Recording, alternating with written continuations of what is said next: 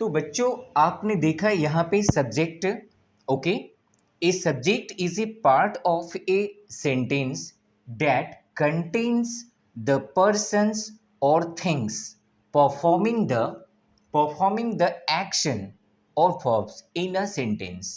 ठीक है, यहाँ पे सब्जेक्ट जो होता है वो वाक्य का एक हिस्सा है, ओके, एक हिस्सा है जो परफॉर्म करता है, कंटेन्स द पर्सन्स, ठीक है, जिसमें पर्सन्स आएंगे और थिंग्स आएंगे, परफॉर्मिंग द एक्शन, वो किसके लिए एक्शन परफॉर्म करेंगे, वर्ब के लिए, इन अ सेंटेंस यानी वाक्यों में, ओके, वाक्य में।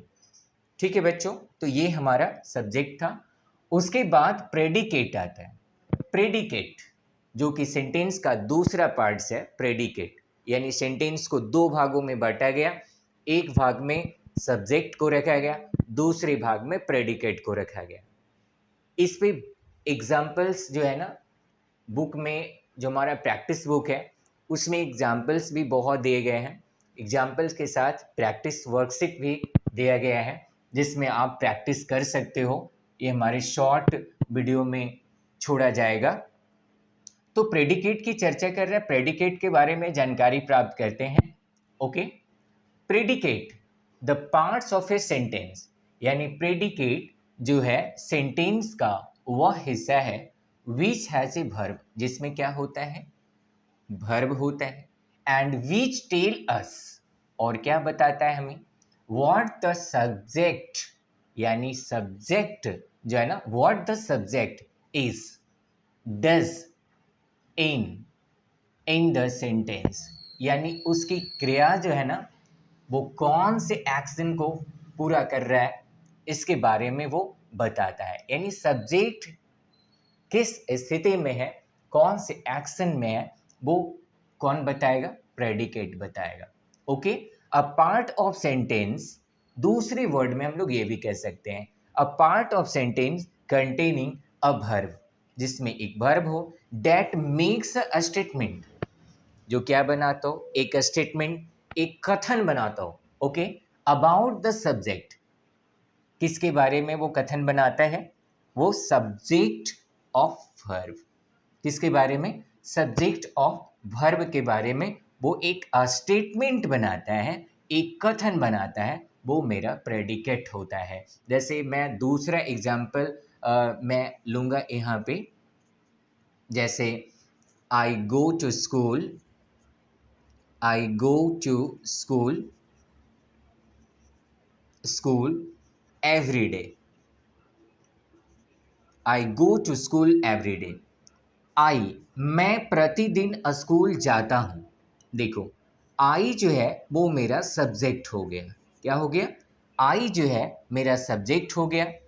बाकी जो पार्ट्स बच गया वो मेरा किसका हिस्सा हो जाएगा, प्रेडिकेट का हिस्सा हो जाएगा। किसका होगा बाबू, प्रेडिकेट का हिस्सा हो जाएगा। यानी ये जो पार्ट्स है वो मेरा प्रेडिकेट का पार्ट्स हो जाएगा। ओके, अगर कोई कन्फ्यूजन हो तो मुझे कमेंट बॉक्स में आप कमेंट कर सकते हैं, ठीक है ना। ओके, ठीक, ओके डियर स्टूडेंट, मैंने देखा कि सब्जेक्ट और प्रेडिकेट के बारे में अभी जानकारी मिली थी। आगे है यहाँ पे टाइप्स ऑफ सेंटेंस, यानी टाइप्स ऑफ सेंटेंस, सेंटेंस के कितने टाइप होते हैं, आखिर कौन कौन से टाइप पढ़ना चाहिए, किस लेवल में, किस क्लास तक के बच्चों को पढ़ना चाहिए, वो दिया हुआ है। देखिए यहाँ पे टाइप्स ऑफ सेंटेंस में हमारा on the basis of usages, सबसे पहले जो है ना यूजेज के आधार पे, प्रयोग के आधार पे, और एक है on the basis of structure, यानी बनावट के आधार पे। ओके, तो जनरली अगर देखें तो ये जूनियर सेक्शन के लिए यहाँ तक ठीक है, ये जूनियर सेक्शन, क्योंकि आप सीनियर सेकेंडरी स्कूल के लिए हो तो ये बेसिस ऑफ स्ट्रक्चर जो है ना वो आपके लिए ज़्यादा इम्पोर्टेंट होगा, ठीक है ना। लेकिन जब स्टार्टिंग करेंगे तो हमारा on the basis of usages के आधार पे ही हम सेंटेंस को प्रयोग में लाएंगे। ओके, यूजेज सबसे पहले हमको पढ़ना है। ओके, इस आधार पे सेंटेंस को कितने भागों में बांटा गया है। ओके, तो मैं देख लेता हूं। ओके, नंबर वन है यहाँ पे असर्टिव सेंटेंस। क्या है बाबू? Assertive sentence. असर्टिव सेंटेंस, इसी का दूसरा नाम जो है, इसका दूसरा नाम डिक्लेरेटिव सेंटेंस भी है। Declarative sentence. Okay, assertive sentence and declarative sentence, ये दोनों एक ही होता है। ठीक है बाबू। अब इसी के पार्ट्स को यानी इसे दो भागों में बांट दिया गया है। ध्यान से देखेंगे, ये जो है ना, ये दो भागों में बटा हुआ है। डिफिनेशन मैं अलग से इसका दूंगा, ठीक है। सिर्फ अभी हम काइंड्स देख लेते हैं। डिफिनेशन के लिए अगर चाहिए तो यहाँ पे डिफाइन कर सकते हो इसका, ठीक है ना। अभी जो पढ़ रहे हैं हम लोग on the basis of usages. Okay, ठीक है ना। On the basis of usages यानी प्रयोग के आधार पे हम वाक्यों को कितने भागों में बांटेंगे उसकी जानकारी लेंगे, क्योंकि स्टार्टिंग मुझे यहीं से करना है। जब ये खत्म होगा तो on the basis of structure, यानी on the basis of structure वो उसकी पढ़ाई शुरू होगी। ओके, तो सबसे पहले नंबर वन असर्टिव सेंटेंस है। असर्टिव सेंटेंस को डिक्लेरेटिव सेंटेंस भी कहा जाता है। ओके, तो मैं इसे एकदम सिंपल सा डिफाइन से इंडिकेट करूंगा। सबसे पहले इट डिनोट्स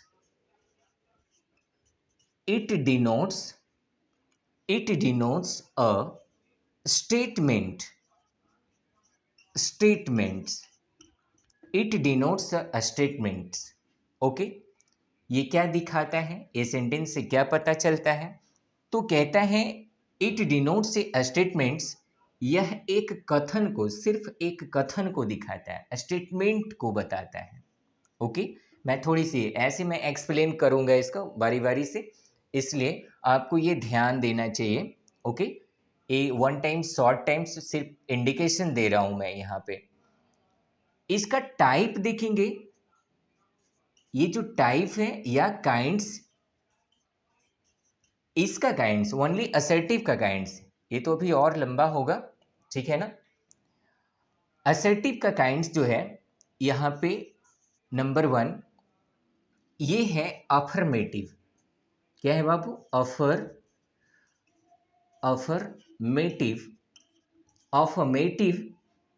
अफर्मेटिव और दूसरा पार्ट है नेगेटिव। दूसरा पार्ट्स मेरा जो है वो नेगेटिव का है।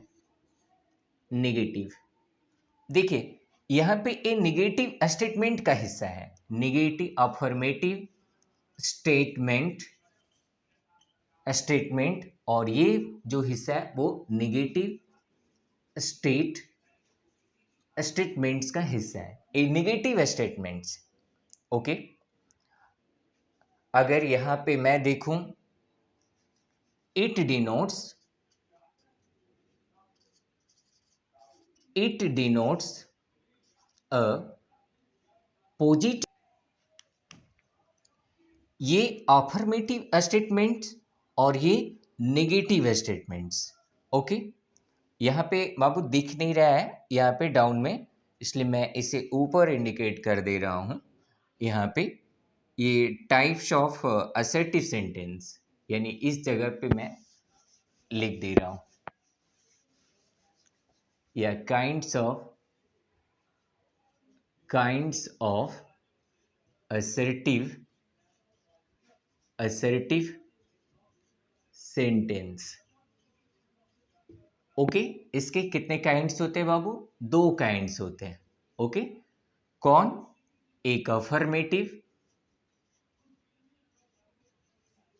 अफर्मेटिव, आप चाहे तो सेंटेंस भी कह सकते हो क्योंकि ये सेंटेंस का ही हिस्सा है, तो आप सेंटेंस भी कह सकते हो या स्टेटमेंट भी कह सकते हो, स्टेटमेंट्स। ओके, यहां पे जो है ना, it denotes positive statement, it denotes positive statement. यह किस कथन को दिखाएगा? पॉजिटिव यानी सकारात्मक वाक्य को दिखाएगा, सकारात्मक कथन को बताएगा, ये सकारात्मक कथन को बताएगा। दूसरे नंबर में जो है मेरा काइंड्स ऑफ असर्टिव सेंटेंस का दूसरे नंबर में मेरा नेगेटिव सेंटेंस कह दो या स्टेटमेंट कह दो, स्टेटमेंट। ओके, स्टेटमेंट कह दो।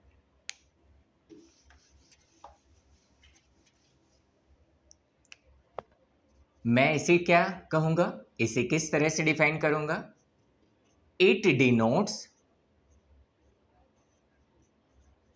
Denotes negative statement, negative statement,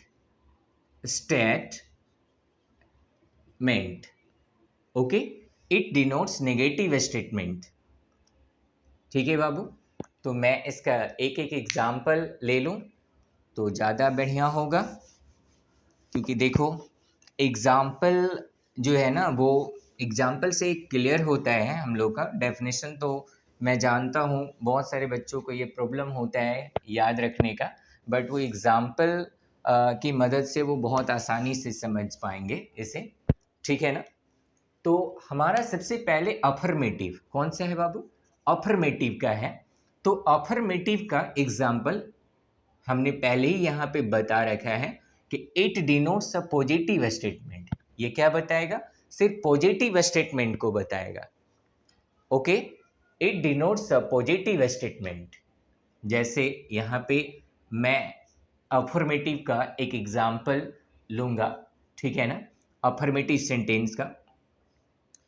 okay, I like you. Okay, I like you. ठीक है बाबू, अफर्मेटिव में है ये, यानी ये सकारात्मक वाक्य को बता रहा है, पॉजिटिव स्टेटमेंट है। लेकिन अगर इसी को मैं नेगेटिव स्टेटमेंट में लाऊंगा तो मैं लिखूंगा यहाँ पे आई डोंट लाइक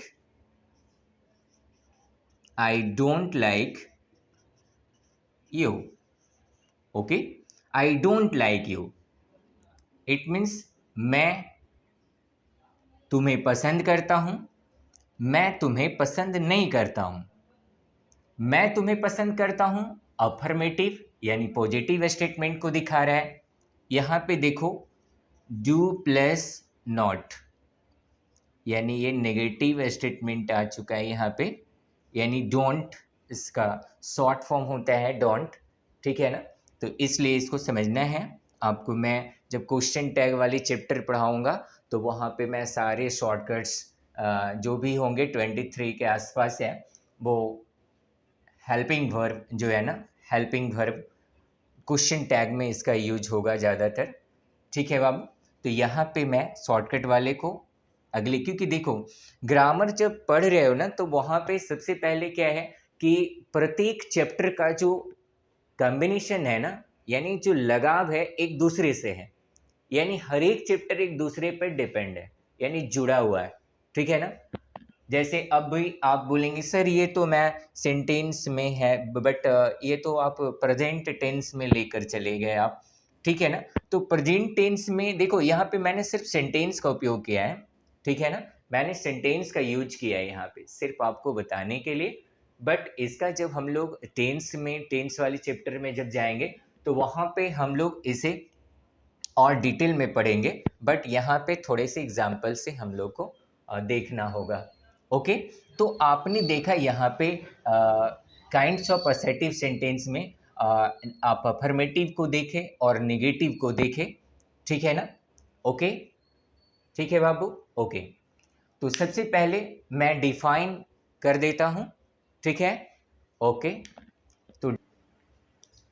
तो सबसे पहले मैंने असर्टिव सेंटेंस को डिफाइन किया, और सबसे पहले असर्टिव सेंटेंस जो है ना, क्या इंडिकेट करता है? It makes a statement. ये क्या बनाएगा? एक स्टेटमेंट बनाएगा।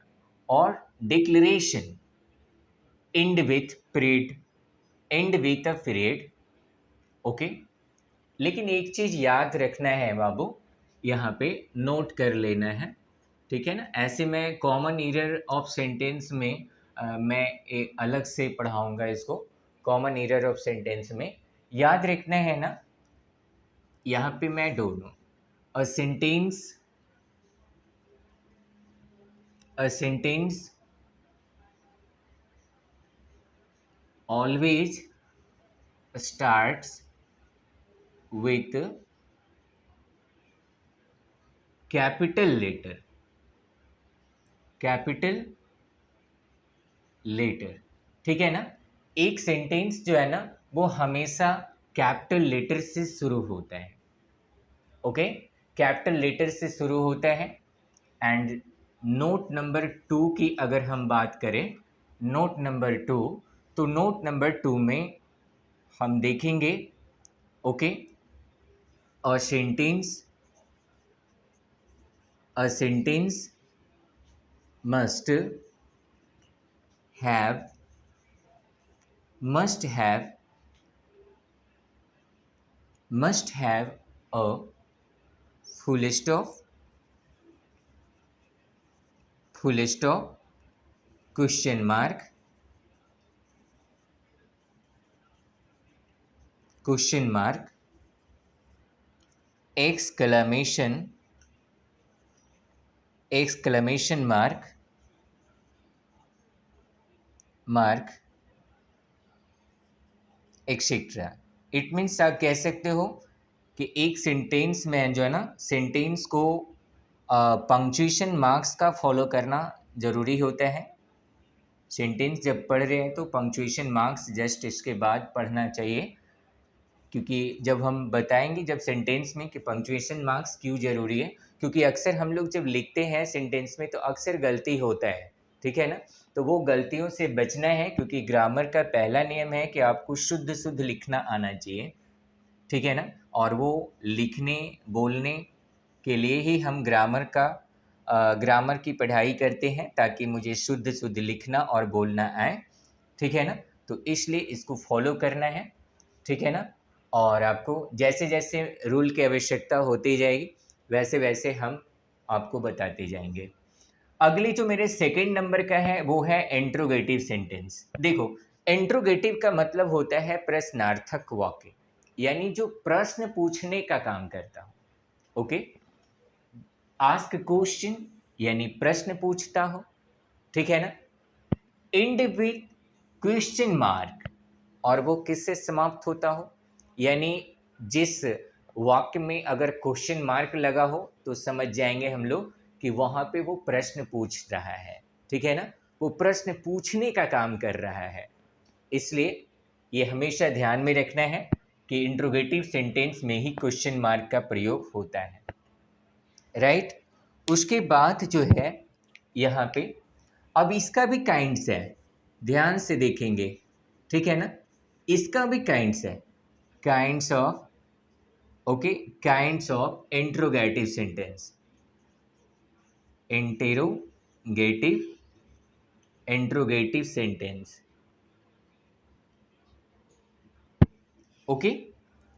देखिए, अगर प्रश्न पूछा जा रहा है तो प्रश्न पूछने के लिए दो तरह के क्वेश्चन पूछे जाएंगे, ठीक है बाबू। कितने तरह का? दो तरह के क्वेश्चन पूछे जाएंगे।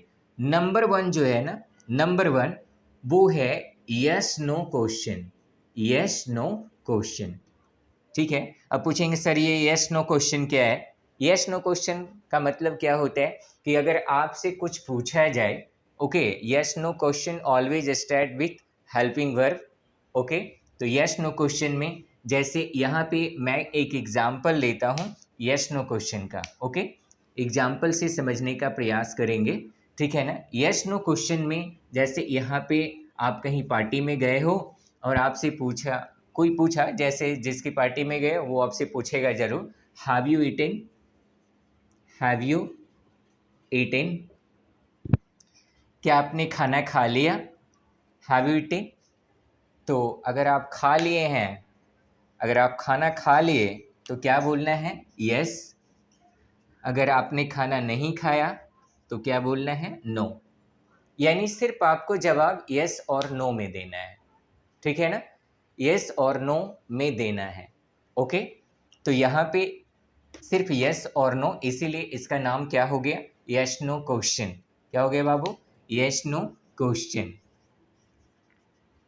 Yes no question. ओके, अब इसका दूसरा पार्ट्स हम लोग देखेंगे। सेकेंड पार्ट्स जो है वो सेकेंड पार्ट्स में हमारा जो है सेकेंड पार्ट्स, वो सेकेंड पार्ट्स जो होगा WH क्वेश्चन। क्या होगा, WH क्वेश्चन, जो इसका इंटरोगेटिव का सेकेंड पार्ट्स है।